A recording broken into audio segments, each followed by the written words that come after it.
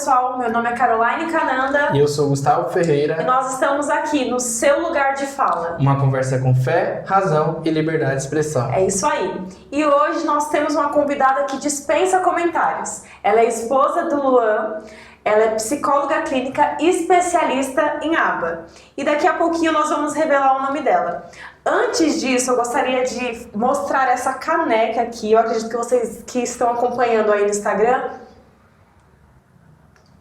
já viram. É do JL Estampas. É o nosso primeiro apoiador aqui do canal. Eu gostaria muito de agradecer vocês pelo apoio nesse início e indicar a todos vocês. Nós vamos deixar aí um contato para que vocês possam seguir no Instagram e também fazer suas encomendas. E é bem bonito, hein? Exato. Sou suspeita para falar porque, olha, eu já compro com eles há muito tempo e fiquei muito contente desse apoio aí de vocês. Muito obrigada e boas vendas. E agora sim, está aqui conosco a psicóloga Iane Cristine. Conte quem é você, com o que você trabalha, fale mais sobre você. Bom, meu nome é Iane Cristine, eu sou psicóloga clínica, sou terapeuta aba, eu tenho 30 anos, sou esposa do Luan e nós temos o cachorrinho Simba. Por enquanto só o cachorro, mas um plano futuro aí, filhos. Legal. Ótimo. Fala um pouquinho mais sobre você como pessoa. O que você gosta, para as pessoas terem só um pouquinho aí da sua essência. Bom, eu sou uma pessoa que eu amo cafés da manhã e cafés da tarde. É a minha refeição favorita. São as minhas refeições favoritas. Eu gosto de desfrutar da mesa com as pessoas e principalmente tomando chocolate quente. Eu amo, não vou negar. Como eu falei pra vocês, eu tenho um cachorrinho Simba, eu amo cachorros também, não vou negar. Amo também assistir séries, eu sou suspeita pra falar. No meu tempo de qualidade, eu assisto séries. E hoje o tema que a gente vai conversar é sobre ansiedade no meio cristão. Eu achei muito interessante porque essa sugestão foi uma das mais votadas na enquete que a gente fez no Instagram e foi algo bem específico, ansiedade no meio cristão. Então já colocaram aí essa diferença. Na sua experiência clínica, por que existem tantos cristãos sofrendo com ansiedade? Legal, né, esse tema. Às vezes um pouco polêmico, mas é legal. Eu acredito que no meio cristão existe, às vezes, uma pressão em buscar ter a vida perfeita, a vida sem erros e a vida sem pecados. Esse talvez não seria o ponto crucial, mas talvez quando a pessoa não consegue chegar a esse lugar, ela tem medo de expressar que não consegue chegar, que não dá para ela. Às vezes tem pessoas que conseguem, né, algo e tem outras que não, né? Cada pessoa tem o seu limite. Algumas pessoas que não conseguem ter a vida que elas imaginam ser perfeitas, né? Elas têm medo de expressar isso para alguém e serem julgadas. Então elas têm medo de estar nesse lugar vulnerável. Acredito que seja isso. É um processo de santificação, né? Porque primeiro vem a salvação, depois vem a santificação e nesse processo de santificação ocorre, o Espírito Santo está nos auxiliando, nos ajudando e vai ocorrer, infelizmente, algumas situações de queda e como você falou, essa culpa que ela carrega, vem essa ansiedade, vem essas dores, né, que acaba calcificando na sua vida e não entende que é um processo que tem um auxiliador. Exatamente, e gerando o que a gente chama de pensamentos disfuncionais, né? Eu não consigo, eu não sou capaz, eu sou fraco, fulano consegue e eu não, e a pessoa acaba se isolando, que não é o ideal. Por isso que a pressão acaba levando a pessoa para esse isolamento, onde ela não consegue pedir ajuda, principalmente no meio cristão, de ser julgado. Dá para explicar de forma simples o que é a ansiedade? Dá para explicar sim. A ansiedade, ela é como se fosse um alarme, vamos pensar assim, que sempre que a gente está em perigo, ele toca. E a pessoa que está em crise de ansiedade, aquele alarme está disparando o tempo todo, às vezes sem necessidade, ele está lá tocando o tempo inteiro. Então é basicamente isso, é uma coisa que era para tocar numa situação de perigo, né? Ela não toca só na situação de perigo, ela toca em toda e qualquer situação, acabando prejudicando as pessoas. Entendi, ficou bem explicado. Ela tem uma conexão com medo, com preocupação, né? Ela tá linkada, tem uma conexão com esses aspectos, né? Tem sim, inclusive o link dela é justamente com o futuro, aquilo que é incerto. A pessoa que é ansiosa, ela sempre quer ter a certeza de tudo, e é algo que nós não podemos ter. Por isso que gera medo e preocupação, porque a gente idealiza. Eu quero que no futuro aconteça isso, mas pode não acontecer, e aí isso gera o medo de quando for acontecer ou se for acontecer o que a pessoa espera, e a preocupação de não dar certo. Agora uma pergunta um pouquinho polêmica. De onde vem essa ideia de que ansiedade é falta de fé, né? Você falou um pouco sobre culpa. Essa pergunta ela é muito pertinente porque é uma pergunta complexa e às vezes pode acabar prejudicando, né, as pessoas que vivem nesse contexto.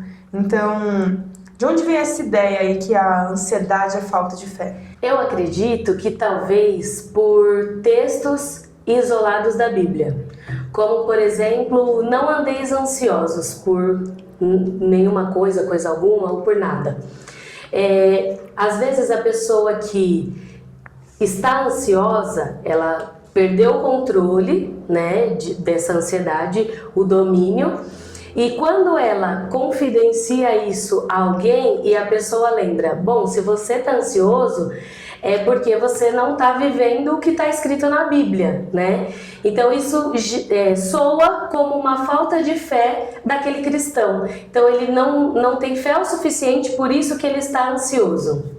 E você trabalha com a abordagem TCC, né? Explica para nós o que é a abordagem TCC, como ela auxilia, como é que ela ajuda alguém.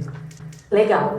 A abordagem TCC, diferente do que muitas pessoas pensam que é o trabalho de conclusão de curso, não é isso. É a terapia cognitivo-comportamental. Ela acredita que os nossos pensamentos, nossos sentimentos e as nossas emoções, eles determinam a nossa ação. Então o cognitivo vem disso, do que a gente pensa, do que a gente sente, é expressado através do nosso movimento dentro do ambiente onde nós estamos. Certo. E na abordagem TCC, a gente trabalha muito essa troca com o paciente. Não é só o psicólogo que fala, né? Tem uma troca com o paciente. É como se durante a evolução a pessoa não se sentisse sozinha. Tem alguém ali orientando, auxiliando aquela pessoa a ter pensamento crítico, a enxergar possibilidades que sozinho ele não consegue enxergar. Diferente de outras abordagens, como por exemplo, a gente observa muito nas séries, nos filmes, quando alguém vai procurar um psicólogo, a pessoa deita no divã e fala, e tem gente que vai procurar o psicólogo e reclama, nem deitei no sofá, nem tinha um sofá lá para eu deitar, porque existe essa diferença e as pessoas não têm essa consciência de que existem diversas abordagens dentro da psicologia. Outra diferença também as pessoas acreditam que o psicólogo, eu fui no psicólogo, só eu que falei, ele não me falou nada, não me falou o que eu tinha que fazer. Sim, porque o psicólogo não faz isso. Ele não te fala o que fazer. Que também é da abordagem psicanalista. O paciente fala mais e tem insights durante o atendimento. Na TCC não. O psicólogo tem essa troca com você através de ferramentas científicas que te ajudam a evoluir e conta com a participação do paciente nessa evolução, né? Que ele é o maior interessado nisso. Legal, legal. Eu já vi pessoas falando assim, eu fui no psicólogo, não resolveu nada meu problema. E aí coloca todos os psicólogos como se fosse uma coisa só. E é muito interessante essa questão da abordagem, porque tem formas diferentes, né? Até dentro das abordagens. Você pode falar um pouquinho sobre outras abordagens que são desconhecidas, por exemplo? Sim, as pessoas não têm... eu gosto de falar da psicanálise porque tem um contraste, né?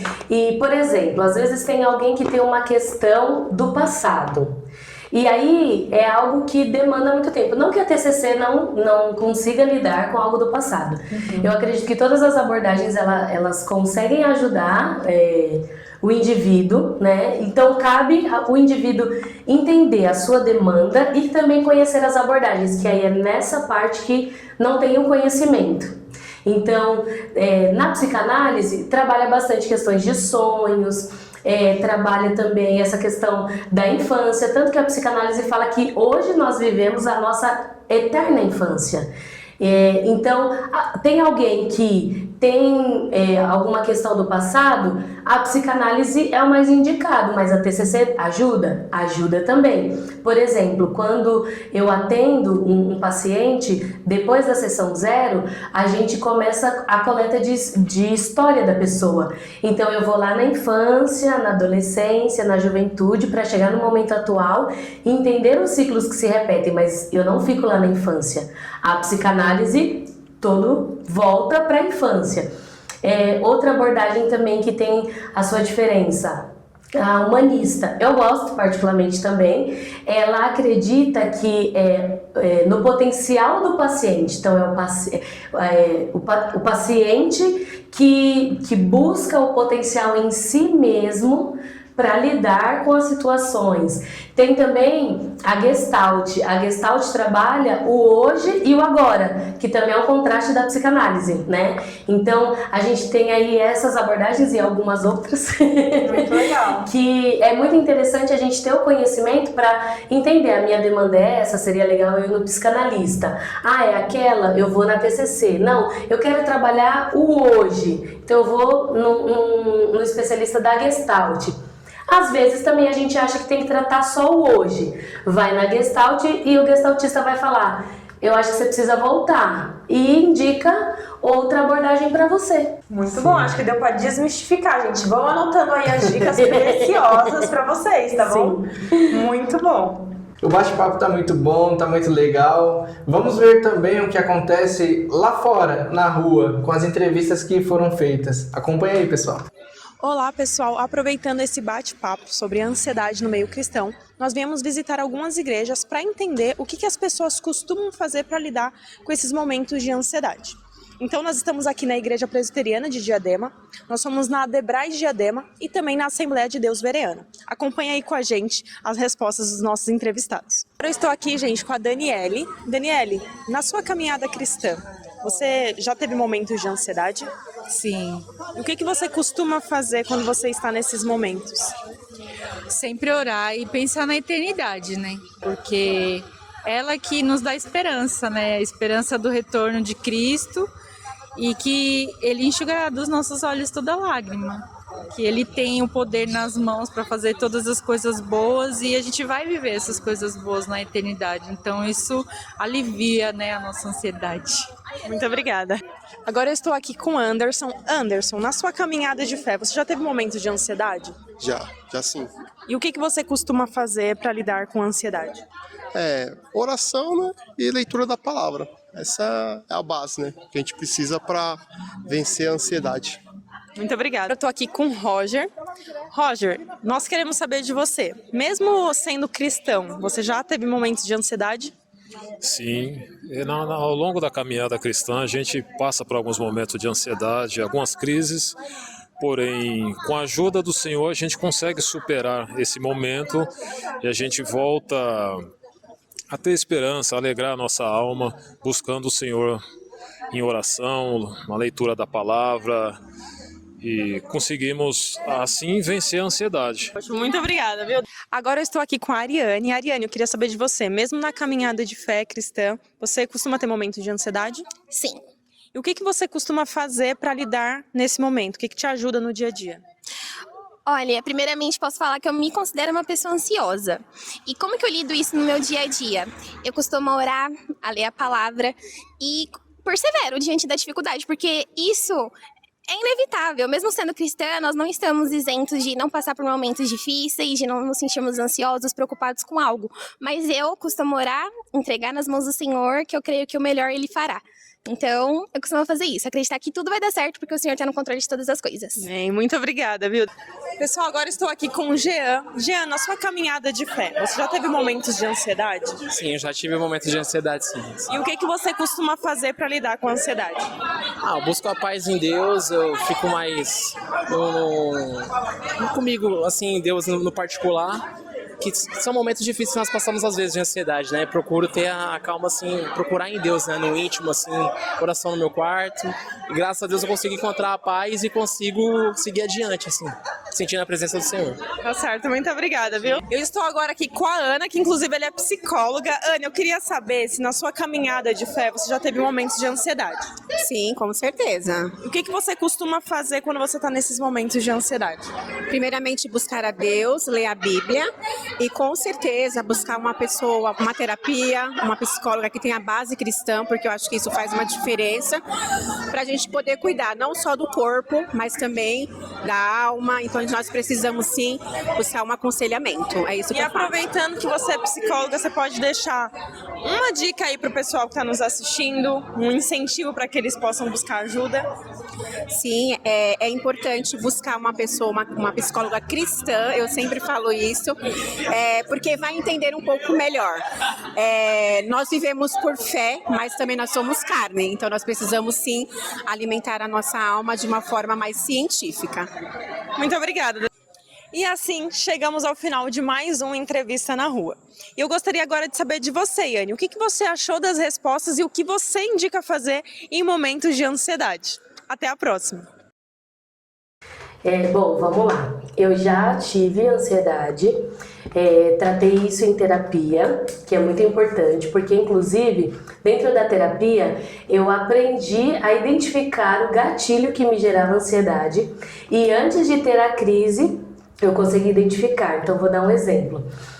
Quando eu tinha ansiedade, que foi ali no finalzinho da pandemia, o que me acalmava ver pessoas e coisas aleatórias e as cores verde e azul. Isso me acalmava. Então, eu saía para lugares, por exemplo, para o Parque Ibirapuera, eu ia para lá, ou eu pedia ajuda de amigos, né, que tinham moto, carro e andavam por aqueles lugares. Eu posso dar uma andada com você se não te atrapalhar? Pode. E ia olhando aqueles lugares, às vezes eu nem conversava com os meus amigos, só de ver o céu, as árvores, eu me acalmava. Eu mudei até o que eu assistia, eu passei a assistir séries que tinha muito mais natureza, cachoeira, árvore, que o cenário era esse, porque eu sabia que me trazia paz. Então, dentro da terapia eu consegui identificar. Eu achei legal as respostas, né, do pessoal, dizendo que ora, né, a espiritualidade é importante, mas também é muito importante procurar um profissional da saúde.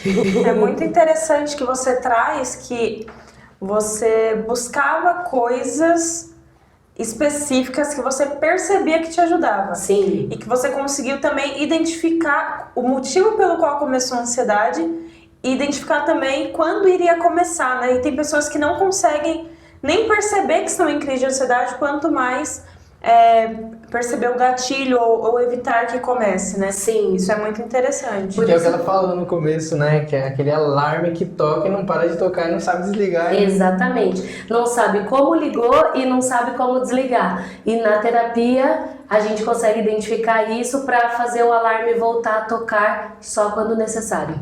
Então, o psicólogo ele pode te ajudar, né? Inclusive a identificar os seus pensamentos, a melhorar a forma que você pensa. Muitas vezes tem esse preconceito, né, de depender de remédios, enfim, coisas nesse sentido, mas em tese, pelo que você traz aqui, é um auxílio mesmo para você pensar de uma forma funcional e de uma forma intencional. Você foi muito intencional em perceber que árvores te fazia bem, de contemplar o céu te fazia bem, né? E às vezes é só uma mudança no seu dia a dia que melhora. E aí é aquilo que o Gustavo falou, que quando a gente perde o controle, o sino toca, a gente não sabe quando ligou, não sabe como desligar, né? E na terapia eu consegui observar isso junto com a psicóloga. Não foi assim, não foi eu que, o verde. Não. Ela percebeu, conforme eu fui contando a ela me falou, você já percebeu que quando você tá em tal lugar não te dá ansiedade? Você já percebeu que mesmo que o gatilho venha, não você consegue controlar? E em tal lugar, em tal ambiente, não. Então, a gente construiu juntas, né, algo, e aí eu consegui, né? Eu não precisei de remédio, mas às vezes tem pessoas que precisam de medicação. Sim. E por isso que é importante a gente sempre procurar ajuda profissional, porque um psicólogo ele vai perceber se você precisa de medicação ou não, e ele vai falar, eu te indico procurar um psiquiatra. E vai te explicar. Porque o que acontece? O psiquiatra, ele vai ouvir a sua demanda, igual você falou para o psicólogo no primeiro atendimento, e ele vai falar, eu acho que tem que ser essa medicação e essa dosagem. Ok, você vai começar a tomar e continuar fazendo a terapia. Aí na terapia, você vai falar assim, eu comecei a medicação e eu tô sentindo que eu fico zonza, eu tô sentindo que eu fico aérea. Você vai percebendo, porque na terapia é isso, é você dar nome aos sentimentos, você reconhecer eles. E o psicólogo vai falar, então talvez precise abaixar a dosagem ou trocar o medicamento. Aí você volta no psiquiatra. Eu percebi que eu tô sentindo isso, isso e isso. E aí o psiquiatra vai dizer, a gente pode baixar a dosagem, faz uma testagem. Ou vamos trocar o medicamento também. Pode acontecer. Então, não é de primeira assim, a primeira medicação vai dar certo.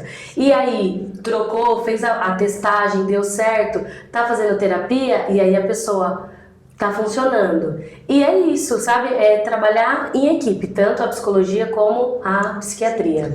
Pensando nisso daí, voltando um pouquinho assim pro começo, vem dessa parte assim dos remédios, que é a necessidade de tomar remédio para poder auxiliar, ajudar, como uma cronificação da situação, né? Que cronificou e ali há uma necessidade agora de um auxílio de remédio. Assim, eu acredito, né, como a gente falou no começo, como você falou no começo, que existe aquela situação onde a pessoa, ela, por falta de apoio dela mesma, emocional, ou ela não conseguiu atingir aquele objetivo, não conseguiu alcançar aquela situação em que ela colocou, aquela meta, e ela fica ansiosa e tem aqueles problemas. Mas também tem em contraste a isso, existe também aquela ansiedade que é pecaminosa também, que é por falta de fé mesmo, né? Que a pessoa acaba não tendo fé, que Deus pode auxiliar, ajudar ela, acaba não tendo aquele pensamento, Deus é soberano, mas soberano em quê? Só em certos pontos e outros não, e me ajudar. Ela tem que ter esse pensamento que ele pode ajudar e suprir isso. Aí acaba não tendo esse pensamento, e aí a doença vai se alastrando. Isso eu vi até em uma palestra que eu achei bem interessante, bem legal também, que a pessoa ela acaba tendo isso de uma forma tão intensa que afeta o corpo dela, a mente dela, o corpo dela todo em si, e aí ela acaba tendo a necessidade de tomar um remédio para auxiliar. Aí nesse sentido, assim, aí entra a psiquiatria e tal, para poder auxiliar o psicólogo também, para poder pegar na mão dele aqui na terapia, para ajudar ele e a às voltar. vezes a pessoa, eu acredito, né, voltando para o meio cristão, que tem pessoas que pelo problema ter se tornado, né, crônico, nem sei se eu posso dizer, né, que a ansiedade pode se tornar crônica, mas esse medo de se tornar dependente de uma medicação, ao invés de olhar para que isso vai me ajudar nesse momento, e aí durante a evolução talvez a pessoa nem precise mais de medicação, entende?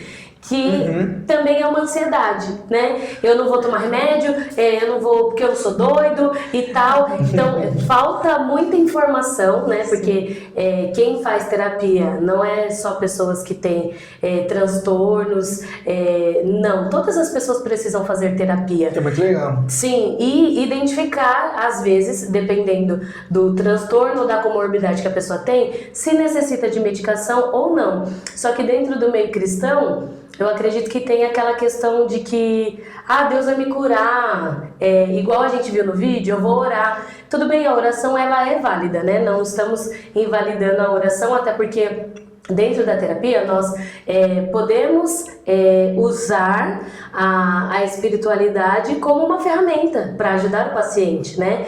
Porque normalmente a espiritualidade trabalha o quê? Esperança, traz esses sentimentos que são bons pro paciente, pro indivíduo, né? Então, acredito que entra muito nessa questão de eu não preciso porque eu vou para a igreja e Deus vai me curar. E às vezes, vamos pensar, se eu tô doente e eu vou no pronto-socorro, eu não tô diminuindo, né, o que eu acredito, a minha fé. Porque quando a minha mente para de funcionar, eu não posso procurar um psicólogo.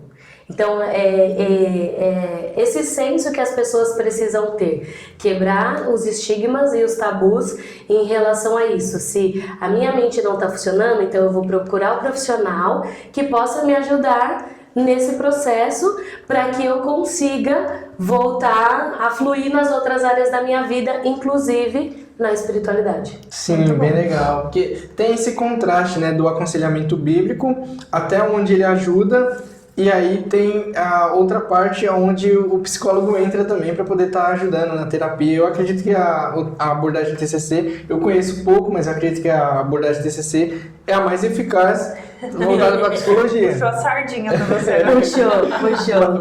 Eu conheço pouco, é porque eu já fiz, né, já participei dessa terapia e foi uma das que mais me auxiliou e mais me ajudou. Então existe a parte do aconselhamento bíblico que é muito eficaz, mas existe a situação onde acontece também, onde já afetou o corpo, já afetou o cérebro e a pessoa já não sabe mais lidar e precisa de um apoio, às vezes um remédio, e não é errado tomar remédio.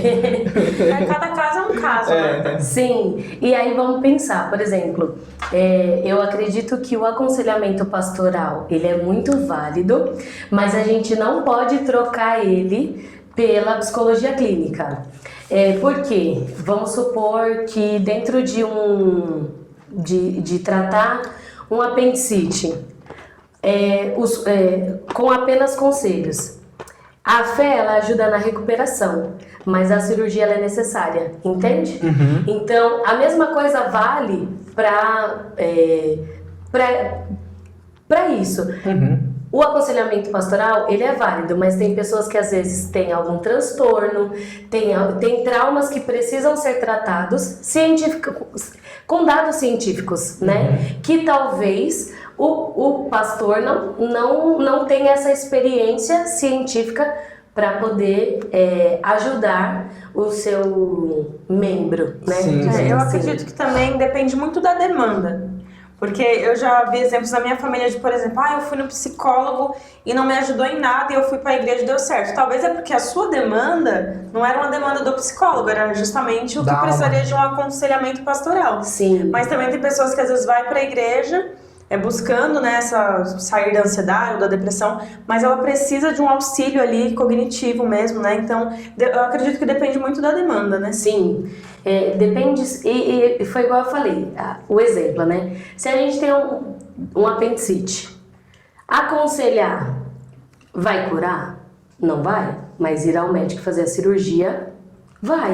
Então, reconhecer o que eu preciso, que foi o que a gente falou um pouquinho no começo, sobre a gente reconhecer do que eu preciso para buscar a abordagem talvez que eu acredito que seja correta e fazer o retorno, se não for essa, retornar para a abordagem que consiga me auxiliar. Sim, é porque tem muita gente que pensa que a ciência ela não vem de Deus, então se ela não vem de Deus eu não posso ter algum vínculo com ela. Mas toda ciência, ela vem de Deus, né? É porque as pessoas pensam como a parte da história no passado, que é onde os filósofos antigos, até psicólogos, entre outros afins, colocavam em questão Deus. Deus está morto, Deus isso, Deus aquilo. Só que não é sobre isso. A ciência é muito mais profunda e o conhecimento, Deus ele deixou isso daí para poder a gente destrinchar e viver. Então, se a ciência ela é de Deus, toda ciência é de Deus, eu posso buscar um psicólogo, eu posso buscar um auxílio, né, no TCC, que eu acho que é legal. E existe uma fé saudável e existe uma fé que machuca. Como diferenciar essas duas fés? Uma que fortalece, que traz paz, e a outra que traz essa ansiedade, esse medo, essa preocupação? Vamos lá. Eu acredito que a fé saudável, ela é baseada quando ela promove resiliência, quando ela promove acolhimento, quando ela promove senso de pertencimento, viver em comunidade. Isso seria uma fé saudável. Uma fé que machuca, ela é baseada no medo, ela é baseada na punição, na culpa, no legalismo. Então, são coisas diferentes, né?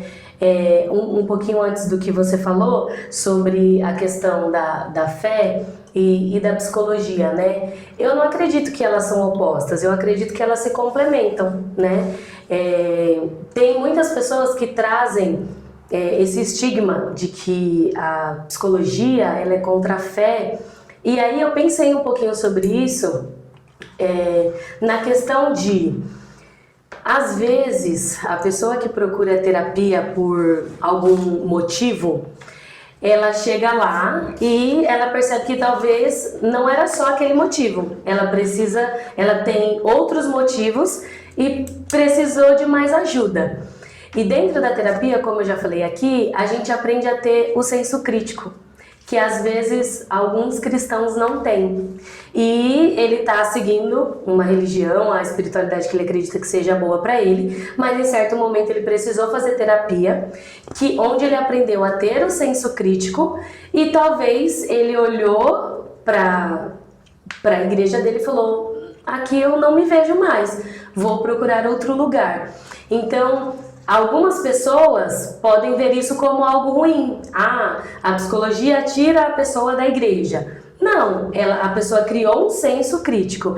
E aí a gente entra, né, até naquela questão de que tem igrejas que falam assim: você não pode beber. Tem igrejas que falam: não, você não pode se embriagar. E aí fica assim, e aí? Trazendo, né, esses dois pensamentos. Porque talvez tenham pessoas que entendam que eu preciso ficar nessa igreja porque eu não posso nem sentir o cheiro da bebida. Tem outras que conseguem ter domínio. A igreja A, alguém para o perfil, para a personalidade daquela pessoa, essa igreja sirva, para outra não. E às vezes, como a gente está falando sobre ansiedade, sobre pressão e tudo mais, no setting terapêutico, o paciente ele é sempre levado a refletir sobre as questões que ele traz, né? Para ele mesmo tomar as suas decisões. Então, às vezes ele percebe que aquela igreja não é mais para ele. E tudo bem. E o que eu percebo, né, que tem pessoas, às vezes controladoras, e não generalizam, né, dentro da igreja, que elas querem dominar sobre os seus membros.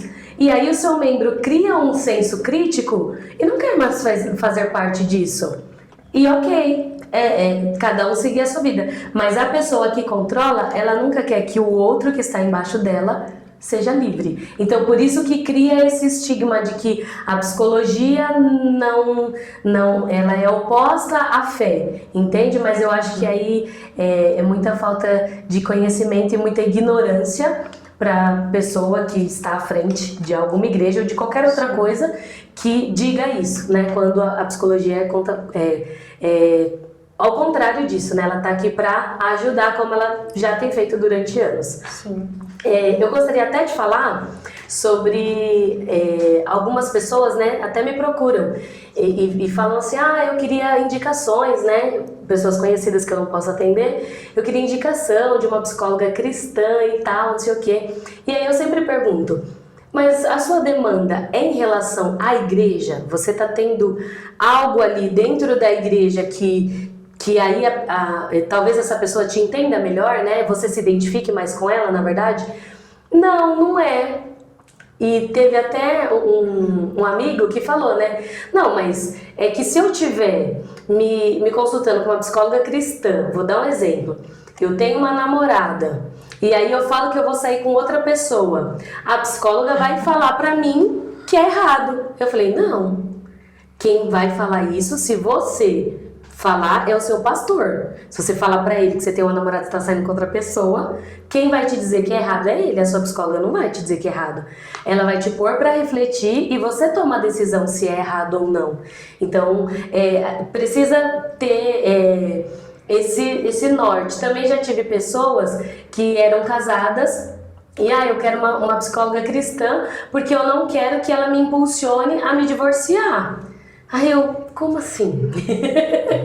Ela não vai te impulsionar a divorciar. E teve outra pessoa, na verdade a psicóloga vai te colocar para refletir se o relacionamento que você está é saudável para você, independente se você é cristão ou não. E a própria paciente ou o próprio paciente vai tomar essa decisão.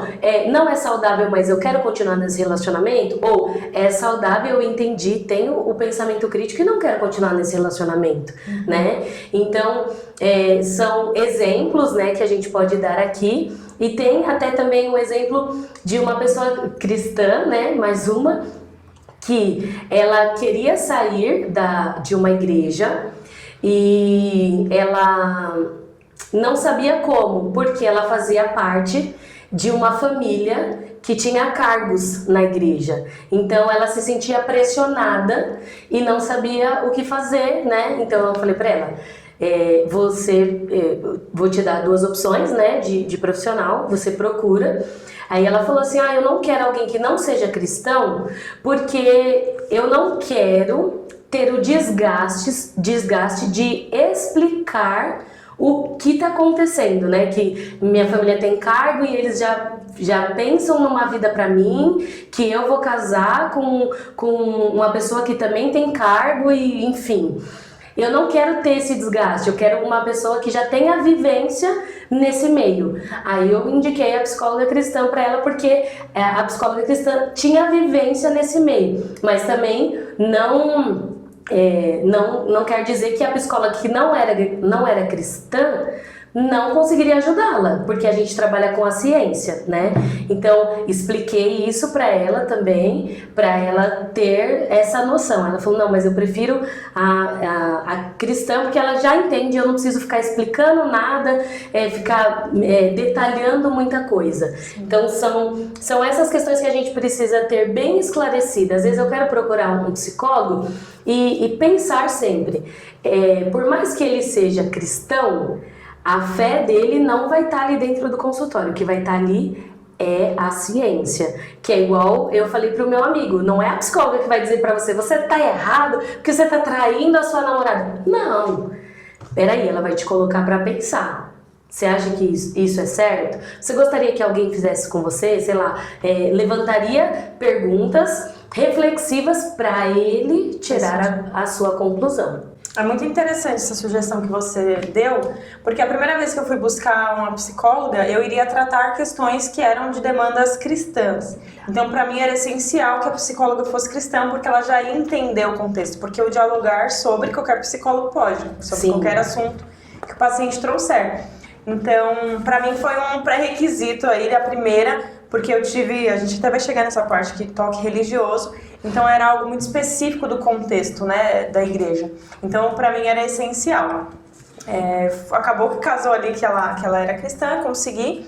Só que teve outro momento que eu não sabia, não fui procurar uma psicóloga cristã, mas era mais para me ajudar no meu contexto de trabalho. Tá. E aí eu descobri no meio da sessão, porque ela falou para mim que ela era cristã. Só que ela não conseguiu lidar com a minha demanda, que era só do trabalho especificamente. Apesar dela ser cristã, ela não tinha nenhum tipo de experiência com RH, por exemplo, que era o que eu tava conversando. Então, assim, eu parei de fazer a terapia porque não estava dando conta da demanda. Então, Sim. Algo muito interessante. Isso é um ponto muito legal também, a gente entender, né?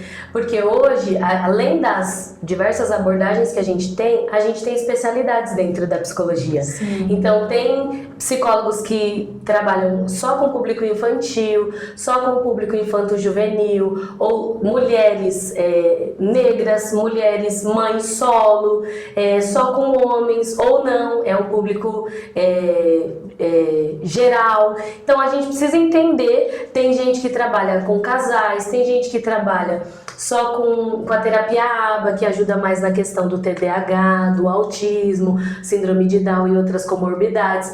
Então tem também as suas especialidades e isso é importante também a gente entender. E até o campo de atuação também, né? Porque tem psicólogo do esporte, psicólogo, né, escolar. Exatamente, tem também. Então é uma gama assim muito enorme, né, de especialidades que às vezes as pessoas também não têm consciência disso. Sei lá, vou dar um exemplo, tem uma mãe que passou o filho e falou: a psicóloga do meu filho é ótima. Sim, porque ela atendeu uma criança, vou te passar o contato dela.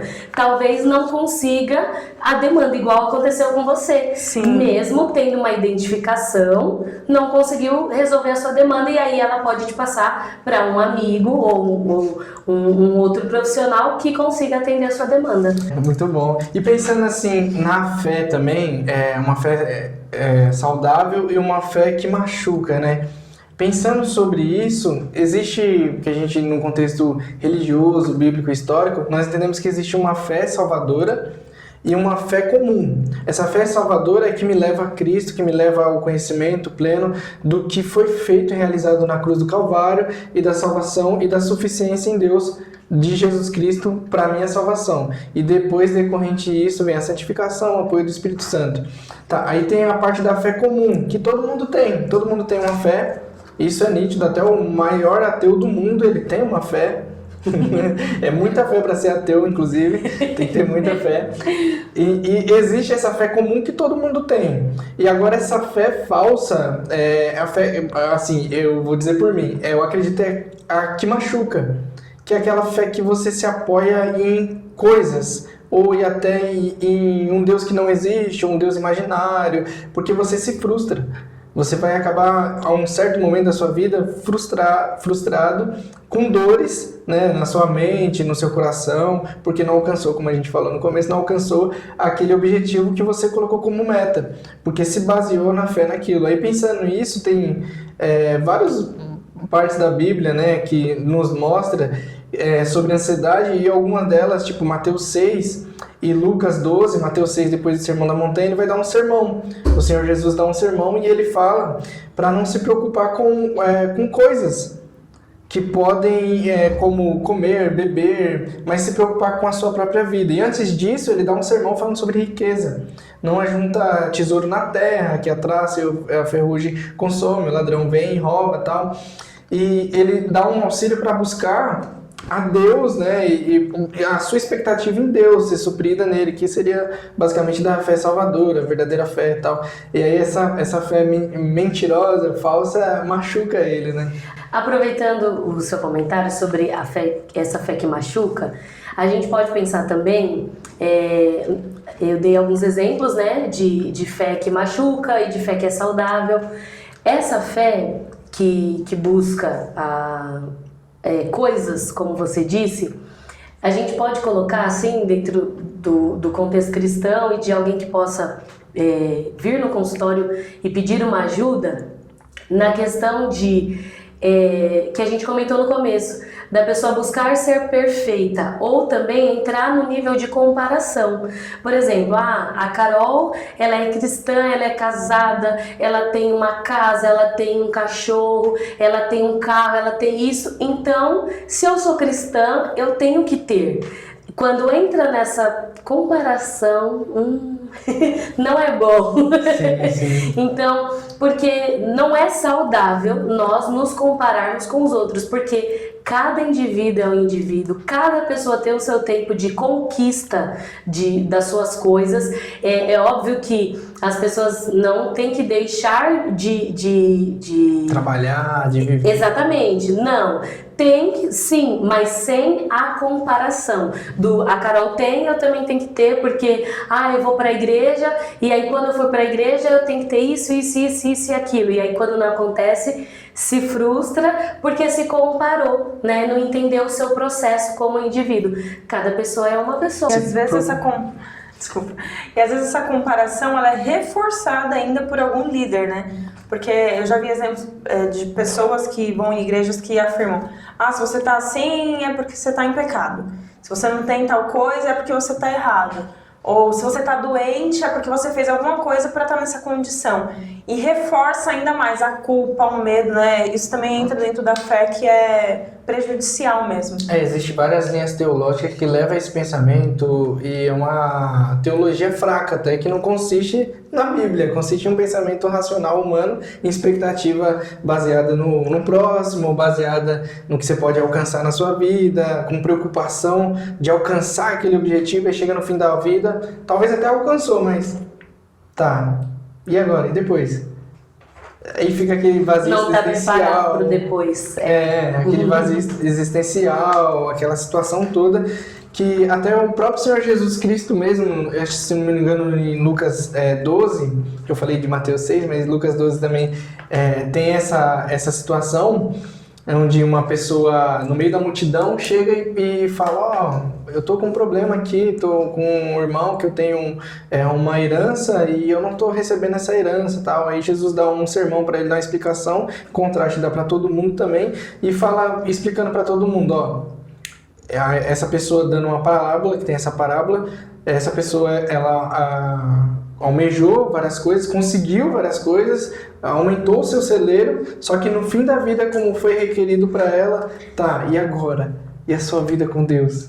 E sua vida, como a ansiedade no meio cristão, né? Essa ansiedade que busca coisas, busca tantas coisas, e agora, no fim da vida, você conseguiu, você teve ansiedade, conseguiu correr atrás, e agora? Eu vou pegar o seu gancho sobre essa questão de buscar coisas, né? A gente tem muito isso no começo do ano, quando a gente faz muitas metas. E aí, quando a gente não faz terapia, a gente não pensa como planejar, né, essas metas. E isso é interessante porque quando a gente faz terapia, e como eu falei no começo, a terapia nos leva a refletir, a pensar. Eu fiz uma lista de metas, mas por que eu quero isso? Em quanto tempo eu consigo alcançar aquilo sem prejudicar a minha saúde? Porque talvez prejudique. Então, são pensamentos que nos levam a pensar: talvez eu nem precise disso. Talvez eu só queria porque 2 pessoas que são minhas amigas conseguiram e estão falando o tempo inteiro sobre isso, e aí isso ficou presente na minha consciência. Mas quando você para refletir, você fala: realmente eu nem queria isso, eu queria outra coisa. Então, na terapia é importante por isso, porque a gente vai pensar o que realmente eu quero, o que realmente é real, e vamos desfazer o ideal, porque no ideal a gente quer ter uma vida, né, meu Deus, mas não, o que é real, o que eu posso realmente alcançar, o que eu posso palpar nessa minha vida dentro das metas que eu fiz. Legal, eu consigo. Isso daqui eu não consigo, entender, isso eu não consigo, ou isso não é pra mim, ou não é pra esse momento, talvez seja para um momento futuro. Então, dentro da terapia, a gente consegue identificar isso e entender de forma mais tranquila, sem tanta culpa, sem tanto peso, porque alguém me julgou, porque alguém disse que isso eu não consigo porque eu tô em pecado. A gente consegue trabalhar esses pensamentos disfuncionais. Legal. E até com a parte da instrução bíblica, isso automaticamente acontece. Essas coisas acontecem na vida da pessoa quando ela faz tudo para a glória de Deus, que ela vai fazer com excelência. Nós temos as maiores faculdades do mundo, foram fundadas por cristãos. Outras áreas da vida também foram cristãos que estiveram envolvidos ali. E isso mostra o apego que eles teve em fazer para a glória de Deus. E automaticamente isso aconteceu. Não porque buscaram, porque se buscassem isso, às vezes não ia alcançar, como a gente estava comentando, ia dar muito problema. Muitas pessoas ficam com pensamentos intrusivos, ligados a Deus. E algumas pessoas não sabem até o que é pensamento intrusivo. Seria interessante você discorrer um pouquinho aqui para nós, até para eles, para estar sabendo o que é um pensamento intrusivo e ligado a Deus. Tá, inclusive. Vamos lá. Talvez esse pensamento intrusivo que você esteja falando sejam pensamentos do tipo assim: eu pequei contra Deus, eu não sou digno de tal coisa, e deixar esse pensamento dominar. Vamos trazer para a prática, né? Quando uma pessoa pensa assim, ela está no meio cristão, aí ela começa a pensar que ela só erra, que ela é incapaz, que ela não merece estar naquele lugar. Então, aos poucos, ela vai se afastando deste lugar. Então, o pensamento dela gerou um comportamento. Qual foi o comportamento? Se afastar daquele ambiente. Quando a gente vem para a terapia e trabalha esses pensamentos intrusivos, vamos pensar que pensamentos intrusivos são vários pássaros voando na nossa cabeça, em cima da nossa cabeça. A gente não pode impedir eles de voarem. Porém, a gente pode impedir eles de nos bicarem. Eu posso proteger a minha mente, a minha cabeça, eu posso desviar deles. Isso são pensamentos intrusivos. Eles estão presentes, mas eu não preciso dar lugar à minha mente para eles, porque vai gerar um comportamento que a gente diz comportamento inadequado, talvez, né? Que nesse caso do pensamento cristão eu só erro, eu só peco, eu não sou digno, e aí, ao invés de eu me aproximar, eu me afasto, eu me isolo, eu deixo de seguir, de estar ali naquilo que faz com que eu confronte, naquele ambiente, né, que faz com que eu confronte os meus pensamentos, porque acredito que através do lugar, igual a gente comentou aqui, do aconselhamento pastoral bíblico, ajude a confrontar esses pensamentos, e na terapia também, não utilizando a Bíblia, mas utilizando outros pensamentos de que essa pessoa não é tão incapaz como ela acha que é. Sim. Confrontar esses pensamentos para que ela não deixe de estar ali naquele lugar. Assim, do que você me falou, que eu consegui entender também, é que todo mundo, de certa maneira, em algum momento da vida, tem um pensamento intrusivo. Com certeza. Vou dar um exemplo muito bobo. Vamos supor que a gente está no ônibus, aí tem alguém com o braço levantado e tem pelo saindo do sovaco. A pessoa pensa, e se eu puxar? Isso é um pensamento intrusivo. Tem pessoas que vai lá e puxa. Você já viu aqueles vídeos de pegadinha? Sim. Faz o que a gente queria fazer. Se eu tiver um desodorante aqui, eu vou passar. Exatamente. É exatamente isso. Então, todos têm pensamentos intrusivos. Tem pessoas que conseguem lidar e não deixar com que eles o controlem, né? Então, a gente não sai com desodorante passando na axila de todo mundo. Porque não faz sentido, né? Então, tem outras pessoas que já não conseguem ter esse controle, e aí na terapia aprende como confrontar esse pensamento. Muito interessante. Eu fui uma pessoa que sofri muito, agora uma revelação para vocês, para quem não sabia. Eu sofri muito com pensamentos intrusivos. Então eu tive depressão por conta de pensamentos intrusivos, que foi quando eu procurei a primeira psicóloga, né? Que eram justamente sobre conteúdo sobre Deus. Então, tudo aquilo que eu fiquei ansiosa, por exemplo, eu não posso falar isso contra Deus, eu não posso pensar que Deus é mau, eu não posso... De tanto eu pressionar minha mente, tipo, eu não posso fazer isso, minha mente começou a fazer sozinha. Então vinha um pensamento, tipo, Deus é isso, e xingando, e falando coisas assim. E pra mim foi muito perturbante, me levou pra uma depressão. E aí entra na segunda pergunta aqui sobre o toque religioso. Porque o pensamento intrusivo, né, quando ele não é de uma forma bobinha, assim, né, como a gente citou agora... Ele pode virar algo muito terrível, né? Sim, e aí, no meu caso especificamente, né, eu tive pensamentos muito pesados contra até a minha vida mesmo, porque aqueles pensamentos eram muito pesados, os conteúdos, eles ficavam pesando muito minha mente, eu não conseguia controlar. Minava você, né? Então, explica um pouquinho pro pessoal o que é o toque, né? E aí, vindo pro lado cristão, o toque religioso. Então, ele se mostra, né, através de dúvidas obsessivas. Por exemplo, será que eu peguei? Aí seguido de compulsões, então eu vou orar o tempo todo, eu vou orar, Deus me perdoa, e sempre pedindo perdão pelas mesmas coisas, sempre confessando o mesmo pecado várias vezes. É um transtorno de ansiedade, como você mesmo falou, né? E não um problema espiritual. Então, é aquilo que você falou, o seu cérebro, ele travou, né? Em um ciclo de dúvida. Por isso que você tá o tempo todo, será que eu pequei? Eu pequei, então vou orar. Será que eu pequei? Virou um ciclo isso, de tanto você pressionar o seu cérebro e você acaba travando.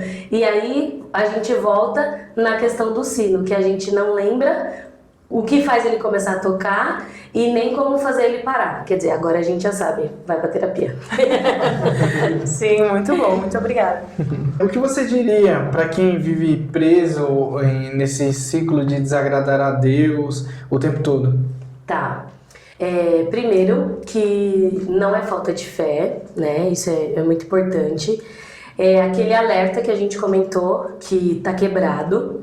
E aí, dentro da TCC, a gente explica que o cérebro ele tem um sistema de monitoramento de erros. Em pessoas com esse modo excessivo, esse sensor ele está quebrado, né? Então ele está hiperativo, ele está alerta o tempo inteiro. O que a gente pode dizer? Que o seu medo não reflete quem Deus é e nem quem você é, né? O seu sistema, ele reflete como o seu sistema de alerta está funcionando agora. Ou seja, o seu sistema está disfuncional, é isso. Você está tentando ser fiel ao que você acredita, mas infelizmente o seu cérebro ele ele não consegue te ajudar nisso. Por isso que você precisa ir para terapia. Está te sabotando. Ele está te sabotando, obrigada, essa era a palavra. Segundo, eu acho que identificar essa distorção cognitiva, esse raciocínio emocional, porque muitas pessoas acreditam que porque se sentem culpadas, elas estão em pecado, né? E na TCC a gente mostra que o sentimento não é um fato, isso é importante. Sentir-se culpado não significa que você cometeu um erro. Às vezes o sentimento de culpa é apenas um sintoma da ansiedade. Terceiro, diferenciar o zelo da rigidez. Isso é muito importante. Dentro da TCC a gente trabalha a flexibilidade mental. O desejo de agradar a Deus é um valor positivo, ou seja, é um zelo. Mas o medo paralisante é disfunção, ou seja, uma rigidez. Então, por isso que aí tem o que você falou. Então, existe uma diferença entre o desejo de amar a Deus e o medo de ser punido por Ele. Tem uma diferença aí. O quarto, o conceito de pensamentos intrusivos. Muitas vezes a pessoa ela se culpa por ter pensamentos ruins, né? Como a Carol trouxe aqui, que surgem do nada. Então, pensamentos são apenas eventos mentais. Eles entram e saem da nossa mente. Pensamentos automáticos são aquilo que eu falei, que são como pássaros. Porque o pássaro ele pode voar em qualquer lugar, mas a gente não consegue, né? Vem aqui pássaro, ou sai daqui pássaro. Quer dizer, o sai daqui a gente consegue fazer, né, na verdade.